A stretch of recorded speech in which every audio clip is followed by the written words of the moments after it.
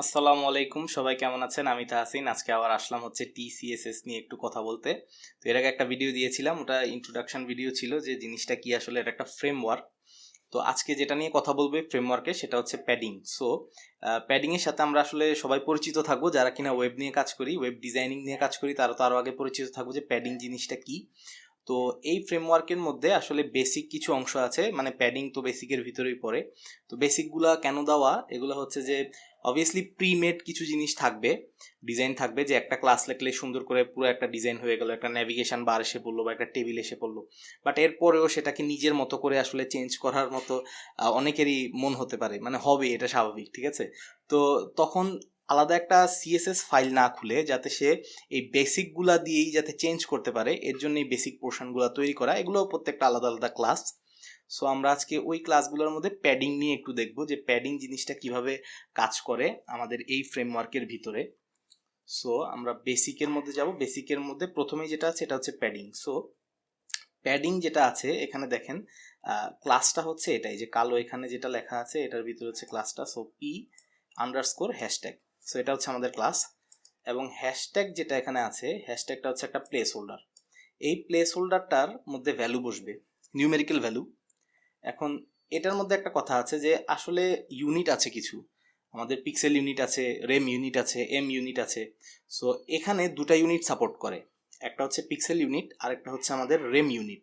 ও so এদেরও আবার range আছে, একটা নির্দিষ্ট রেঞ্জের পরে গেলে আর সাপোর্ট করবে না, মানে আমার ফ্রেমওয়ার্কের মধ্যে।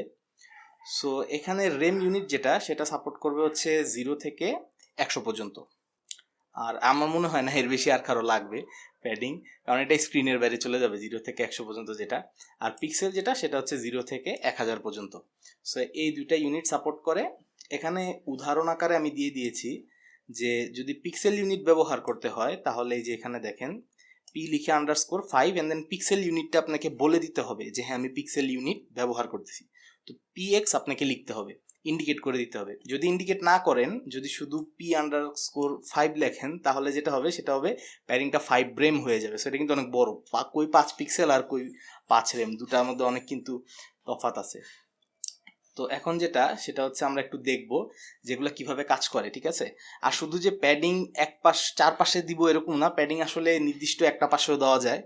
আমরা যারা ডেভেলপমেন্টের সাথে রিলেটেড বা ডিজাইনিং এর সাথে, আমরা সবাই জানি যে প্যাডিং ইচ্ছা করলে আমি এক সাইড অথবা দুই সাইড অথবা তিন সাইড, আমার চুজ করা যে কোনো একটা সাইডে অথবা কয়েকটা সাইডে আমি দিতে পারি, জিনিসটা এরকম। সো এই ফ্রেমওয়ার্কেও আসলে এরকম করা যাবে, চারপাশেও দেওয়া যাবে। আবার দেখা যাবে যে হ্যাঁ, একসাথে চারপাশে না দিতে চাইলে যে অংশটার মধ্যে আমি দিতে চাচ্ছি ওই অংশটার মধ্যেও দেওয়া যাবে।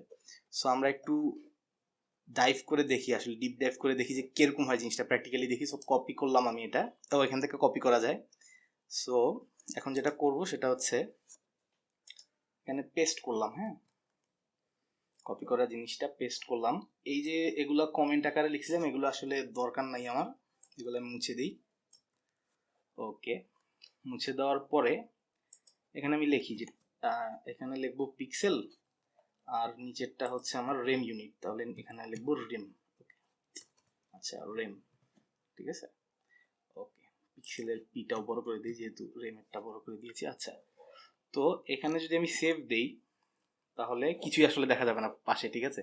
কেন দেখা যাবে না, কারণ হচ্ছে যে এখানে তো কোনো মানে কন্টেন্ট মানে তেমন একটা বেশি নাই, ঠিক আছে। মানে শুধু এই সাদা দেখা যাচ্ছে, তো চারপাশে সাদা দেখে আসলে বোঝা যাচ্ছে না জিনিসটা, ওই যে পিক্সেলের একদম কোনা কোনা দিয়ে দেখা যাচ্ছে, কিছু দেখা যাচ্ছে। এখন আমরা যেটা এখানে ইউজ করবো সেটা হচ্ছে, যদিও এটা এইটার অংশ না টিউটোরিয়ালটার, তাও আমি এখানে একটা কালার দিই।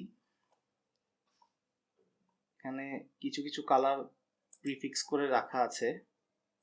সো দুটা ডিফারেন্ট কালার দিচ্ছি এখন, মাত্র শুধুমাত্র দু টাইপের কালারই আর কি তাও আছে। কালার সবগুলো চুজ করা আছে আমার, বাট সবগুলো দেই নেই।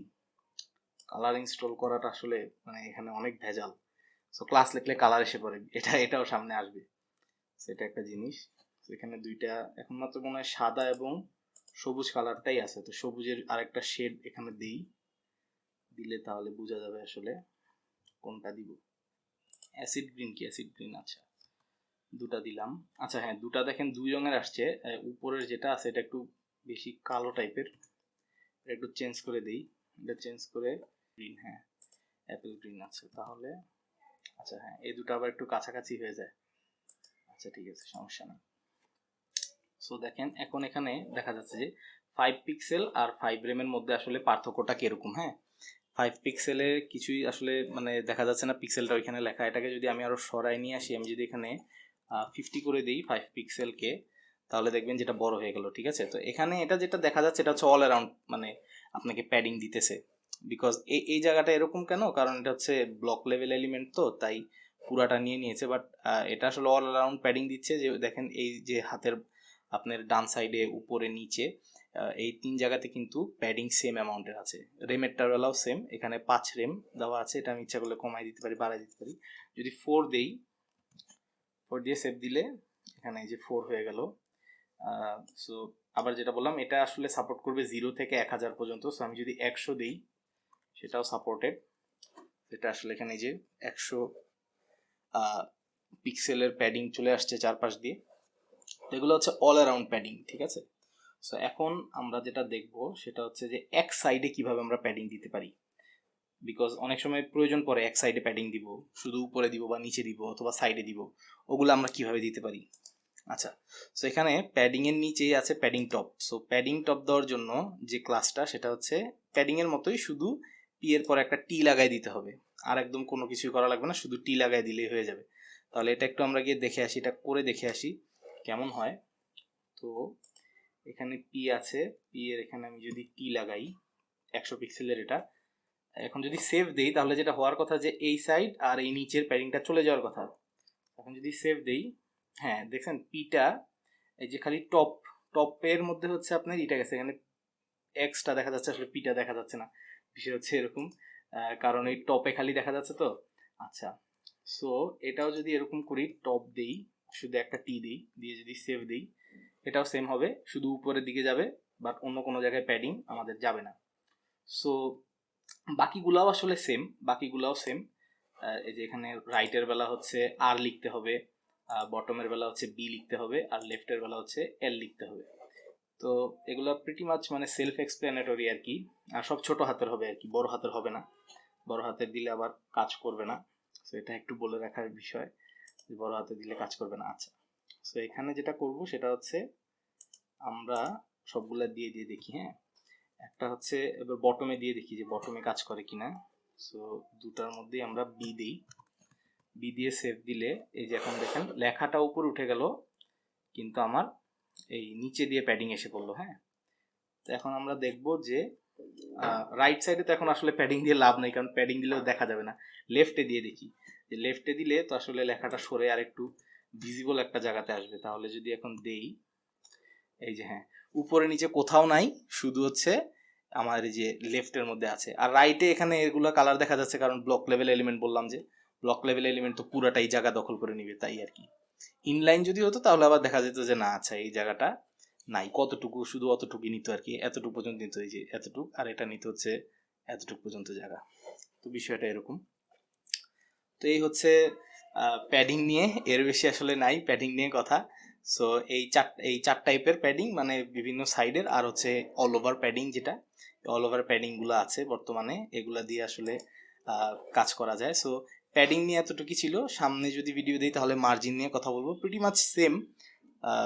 তো এই, সবাই ভালো থাকবেন, আল্লাহ হাফেজ।